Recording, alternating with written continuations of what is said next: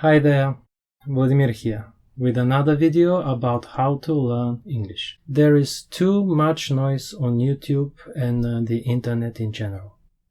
Noise created by people who have no idea what it takes to master a foreign language as an adult. An epidemic of native speakers teaching you how to learn their native language. And yes, I'm talking mainly about native speakers of English. What does a native English speaker know about how to learn English? An absolute madness.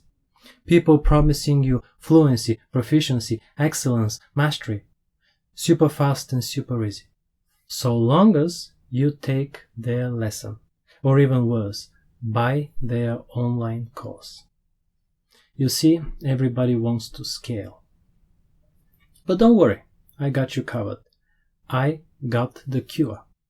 With this video, I'm going to help you choose a language teacher. Before you spend your hard-earned money on a language teacher or an online course, you need to ask your future teacher two simple questions.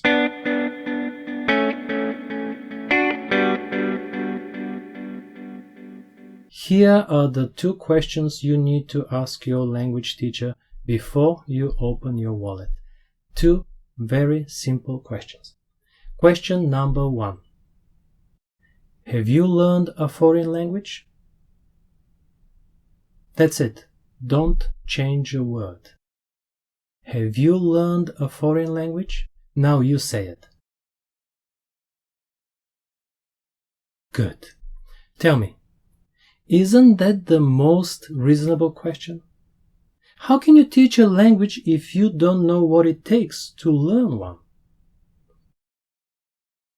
Make sure they answer it. Some might try to evade the question and start telling you about their long teaching experience, waving their linguistic and TESOL certificates. No. Answer the question. Have you learned a foreign language? If they say yes, then the most logical follow-up question is, how well do you speak it?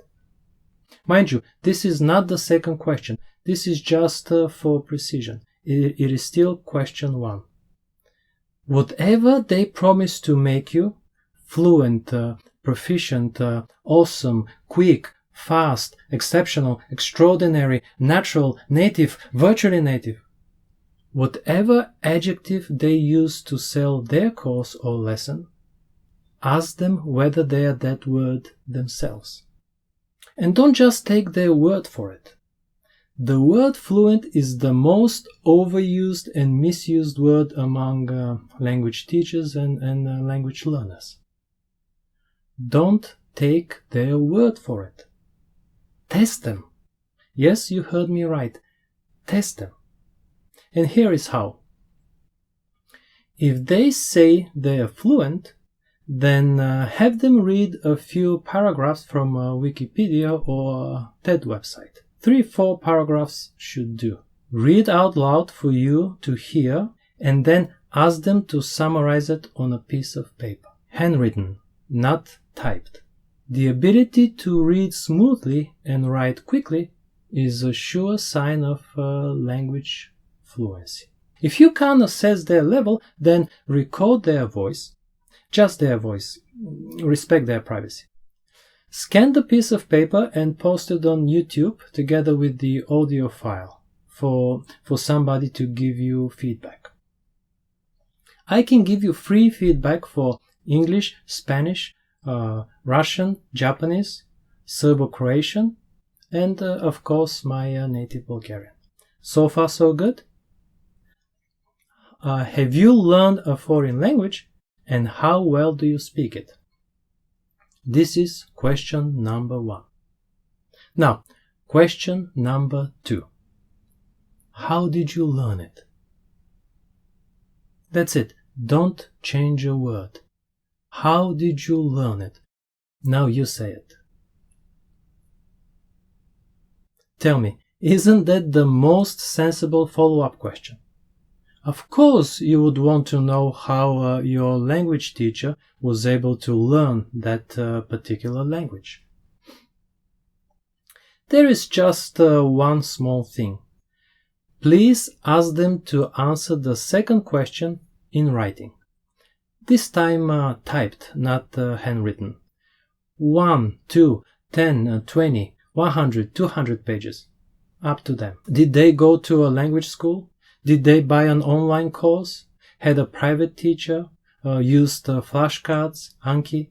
Did they have a foreign boyfriend or a girlfriend? A foreign husband or wife? Did they live abroad? Used shadowing, space repetition, Babbel.com, Memrise.com, Duolingo.com, italki.com? How did they learn the bloody language? And compare their answer to the product or service they are offering you. You will notice wonderful things. That's it, guys. The 2 questions you need to ask your language teacher. Have you learned a foreign language and how well you speak it? And how did you learn it?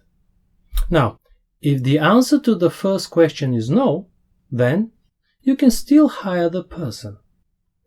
Just do yourself a favor and don't call him teacher. Words have meanings.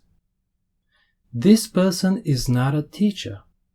He or she is a speaker. Why is that distinction important? Because you can negotiate the lesson fee. Chatting fees are much lower than teaching fees. That's it, guys. Does any of this make any sense? Hello? Anybody home?